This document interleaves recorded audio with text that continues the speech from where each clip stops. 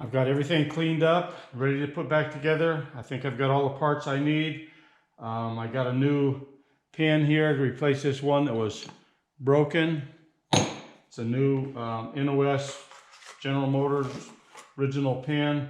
Got my new spider gears. These are also NOS GM original stuff. New washers for them right here. I've got new side gears. Again, these are NOS General Motors. Got new washers that go on here. And the reason I'm replacing all of these gears, if you watch my disassembly video, not only is the end of this pin broken off, right where the hole is supposed to go through there, but some of these gears have some damage. If you see right there, a little chip out of that one, right there. And both of the spider gears have the same kind of thing. Little chip right there. Right there, it's all tore up on that tooth right there.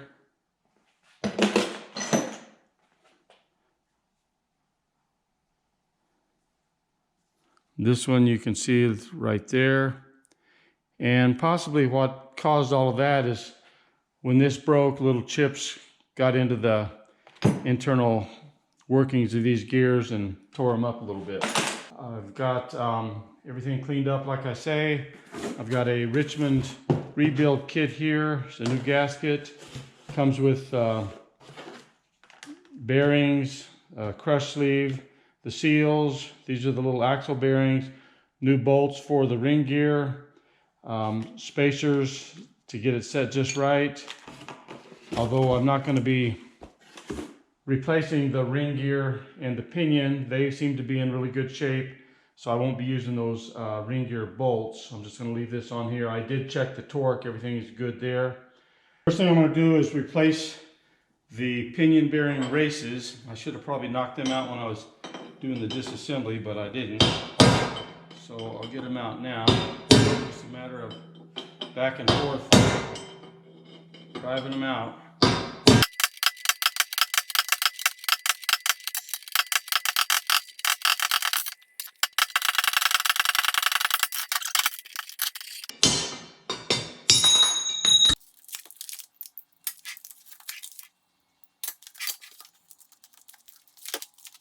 These bearings get pressed in here, and these are the two races that will get pressed in here and up from the bottom. I've just got this little tool that I'm driving this in there with.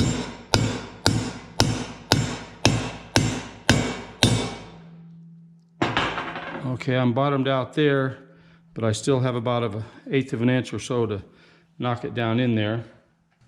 So I'm going to take the old race, lay it right on top there. I have to go like this to start with.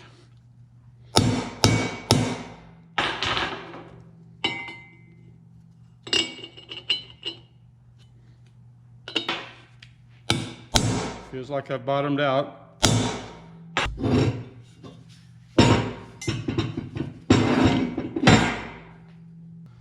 Just putting a little ever so slight film of grease in here. I don't like stuff going together metal to metal. Got a chance of galling that way.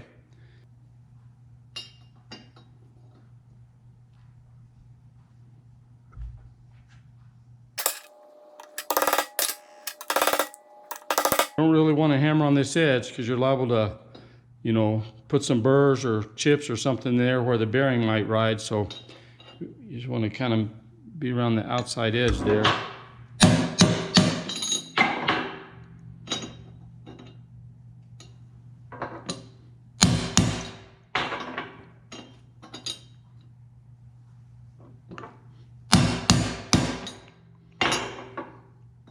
The reason I keep checking is I don't want to get this lodged down in there because I won't be able to get it out too easily. So now I'm going to turn it over Hammer on this side.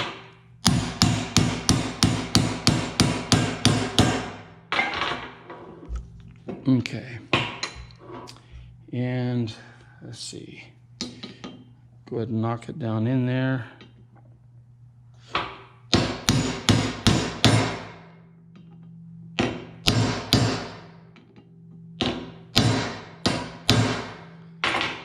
Okay, that's seated good. And now to get this out, you know, since this wide part's in there, I can just turn it over and drive it out.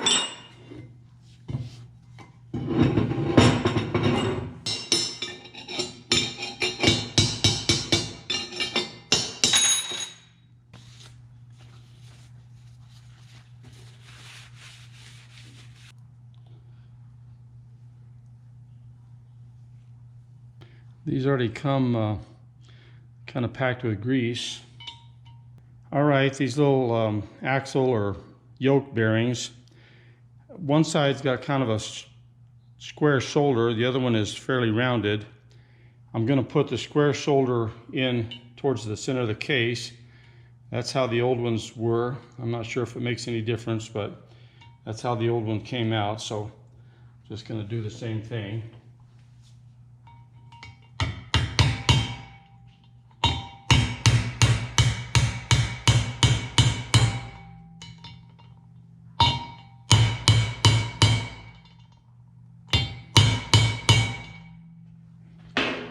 And the old bearings were sticking through the other side about 1/16 of an inch. So this one maybe not quite as much. I'm just going to try and duplicate that.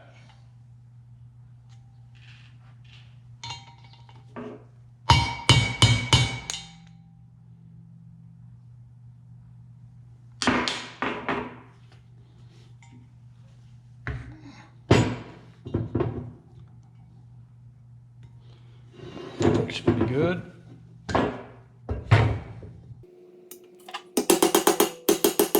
And since I'm going to use the same ring and pinion that came out of it, so I'm just reusing the same spacer. No reason that should change anything.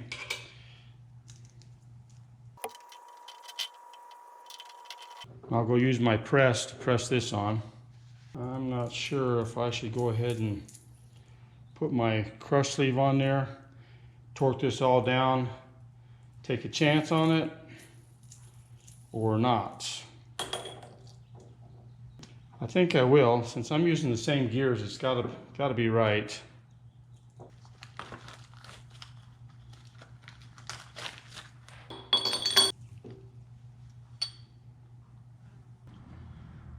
Okay, I'm gonna go ahead and take a chance, put my crush sleeve on here, stick this in here, and bolt it all down and hope that it's right. I think it probably should be.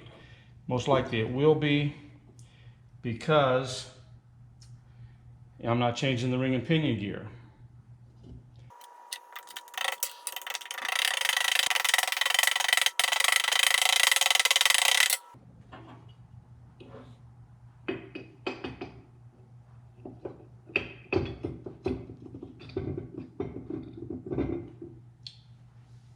Okay, I got a new nut and washer in the kit.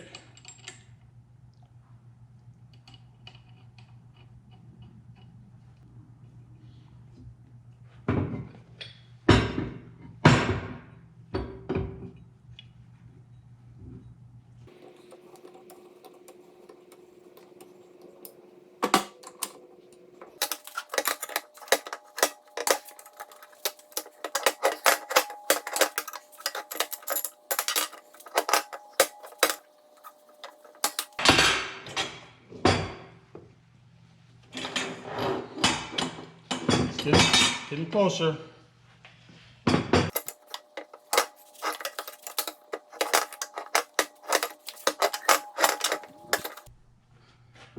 Okay, finally I'm not feeling any play.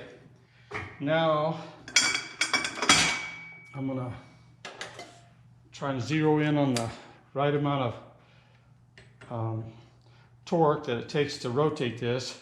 You want to have enough preload on the bearings that it takes about 20 to 30 inch-pounds Right now it's only taking about 5. So I need to tighten it up a little bit more.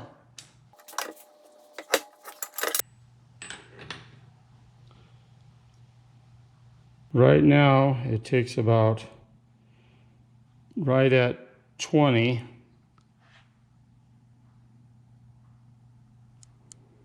Maybe 18. It's supposed to be between 20 and 30. So I can tighten it just a little bit more.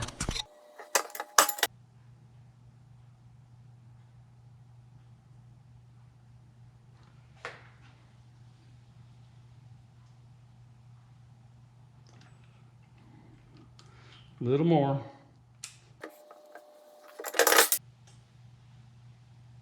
Okay, I think that's where I'm calling it good.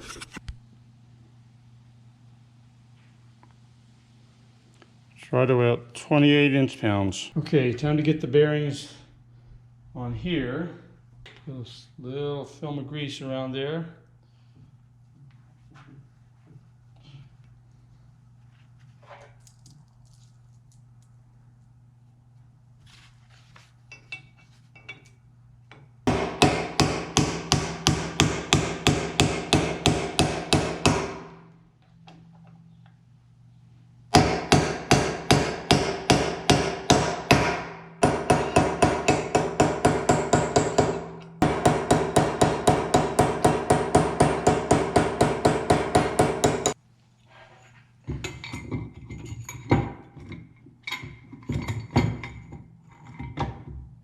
It came with these shims on either side, and I had marked them before I took them out not to get them mixed up.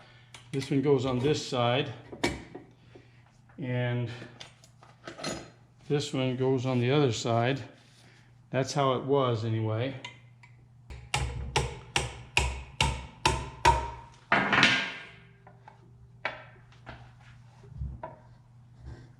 What I want to do now is measure that backlash.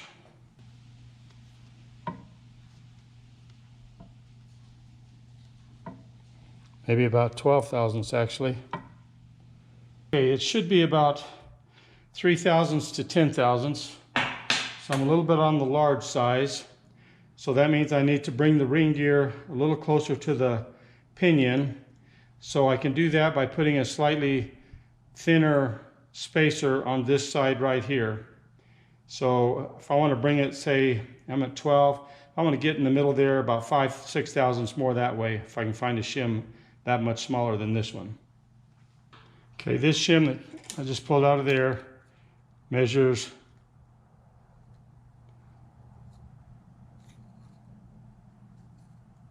about 80 thousandths. So if I can find one about 75 thousandths, I'll be just about right, I think. That's 80. Here's the new shims I got in that rebuild kit. Okay, I've got a combination here that equals about 74, so that's probably going to be pretty good. Let me see if I can get them in there.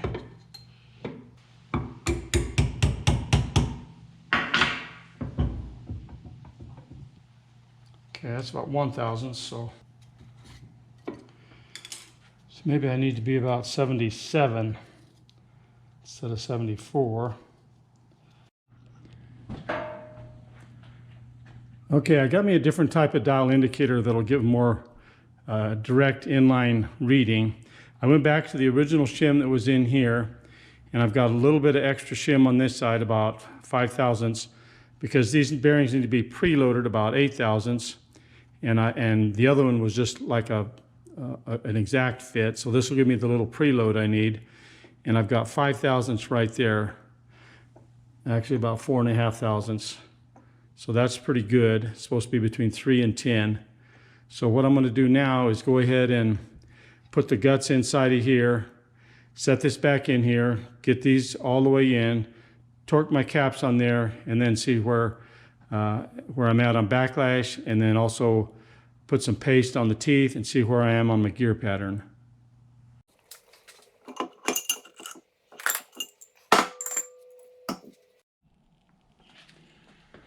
Okay, to put this assembly together, I've got my spider or my side gears. This is just a little gear oil.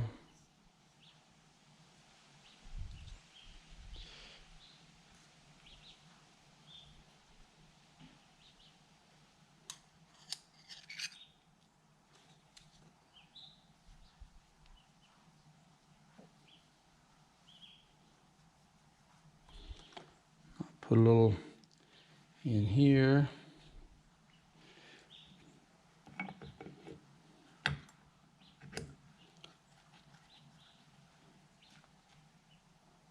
See if that'll stay.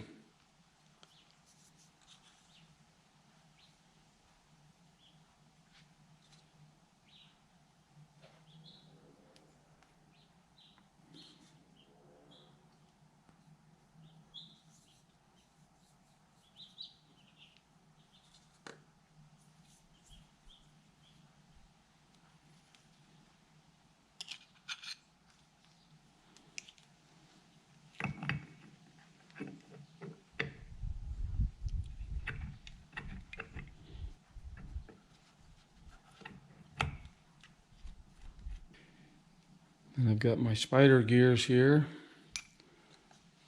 Put a little oil on them.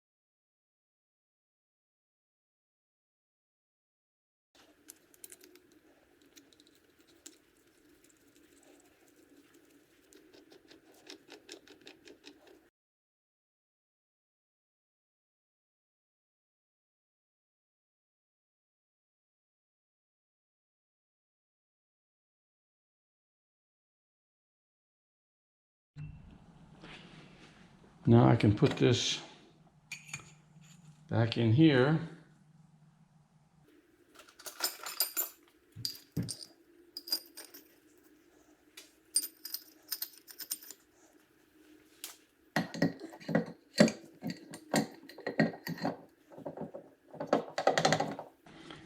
Since I had multiple shims here to get the correct thickness, I'm going to put them on this side first.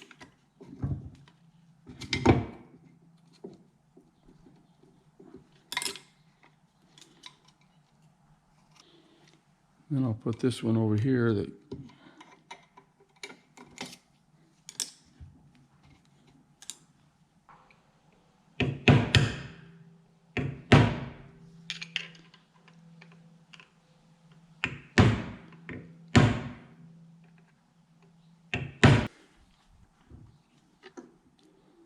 and I've got about 3.5 thousandths,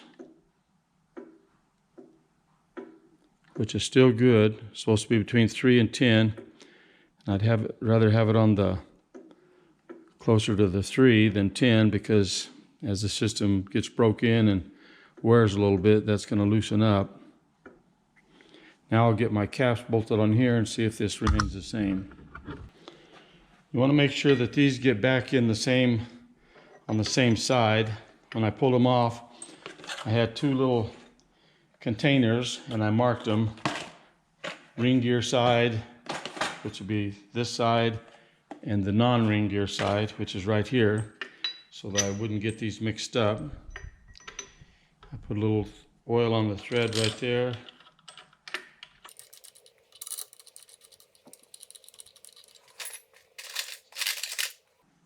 There's only one way these can go. you can't get them backwards. There's only one way they're going to fit on there, so that makes it nice.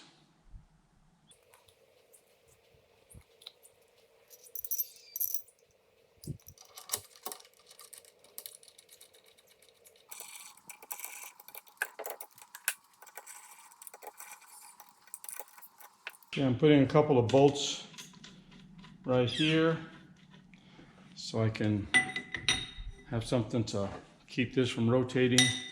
Then I'm going to torque these bolts down to 52 foot-pounds.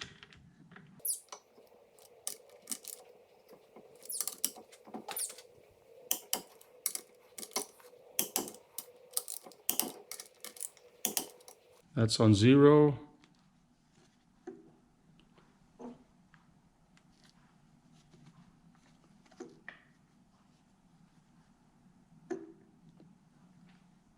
About 4 thousandths. So that's perfect.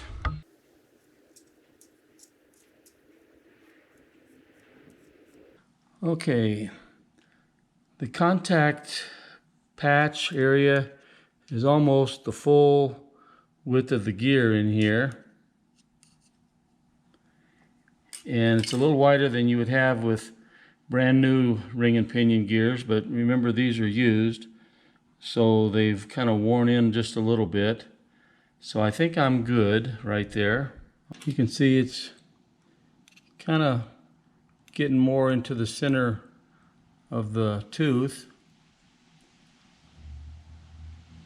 Okay, now I can put my seals on both sides, put my yokes in there, got a little clip that holds it in place.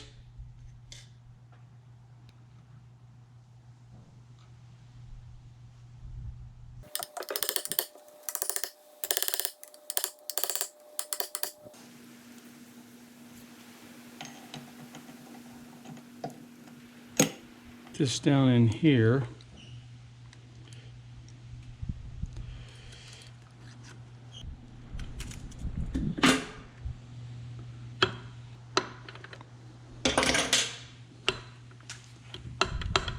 Okay, you got to make sure that clip gets seated in its groove, and it looks like it is right there.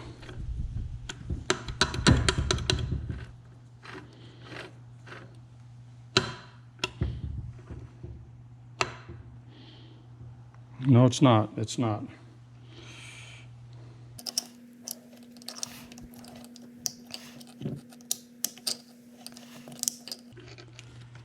Okay, now I think it is.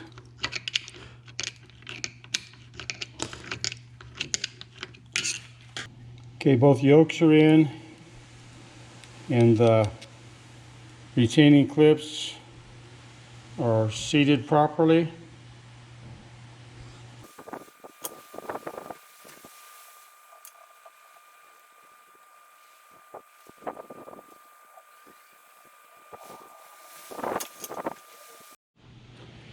Now I just got to get my greasy fingerprints wiped down off of it with some degreaser, put some fresh paint on it, and I think I'm done with this. Here's the identification on this thing. Right here it says AK, which means a 336 gear ratio, and then this is the date, December 6th, 1965, which makes it correct and original for this 1966 Corvette. Keep one thing in mind: if you got a brand new ring and pinion gear, you don't want to put that crush sleeve in right away. You need to figure out what kind of a spacer or shim you need between the pinion bearing and the pinion gear in order to get your mesh correct. I was pretty confident that the original shim thickness was going to be correct because I was using the original ring and pinion gear, and it turned out to be just fine, no problem. But otherwise, you need to get it mocked up first before you put the crush sleeve in, because you can't crush those things twice. And now it's ready to go back in the car.